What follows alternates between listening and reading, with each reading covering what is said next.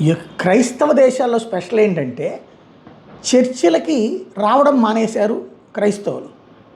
దానివలన ఆ చర్చిల మెయింటెనెన్స్ కష్టమైపోతుంది. ఆ చర్చిల్ని చివరికి అమ్మేస్తున్నారు.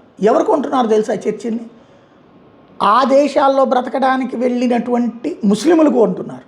కొని వాటిని మసీదులుగా మారుస్తున్నారు. అంటే చర్చిలు మసీదులుగా మారుతున్నాయి. పాత రోజుల్లో యుద్ధాలు చేసి ముస్లిం రాజులు వెళ్ళి హిందూ ఆలయాలు కూలగొట్టడమా, లేకపోతే హిందూ ఆస్తులు స్వాధీనం చేసుకోవడం, లేకపోతే ముస్లింల ఆస్తులు స్వాధీనం చేసుకోవడమా, ఇది క్రైస్తవ ఆస్తులు స్వాధీనం చేసుకునేటువంటిది. ఇప్పుడు అట్లా కాదు.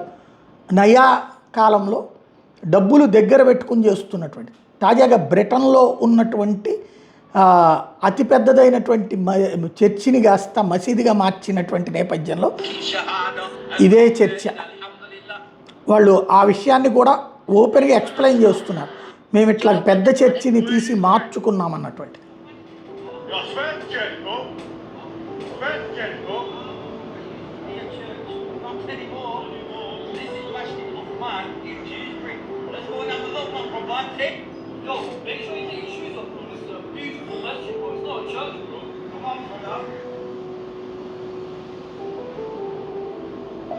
ఇది చర్చిలు కాస్త మసీదులుగా మారుతున్నాయి.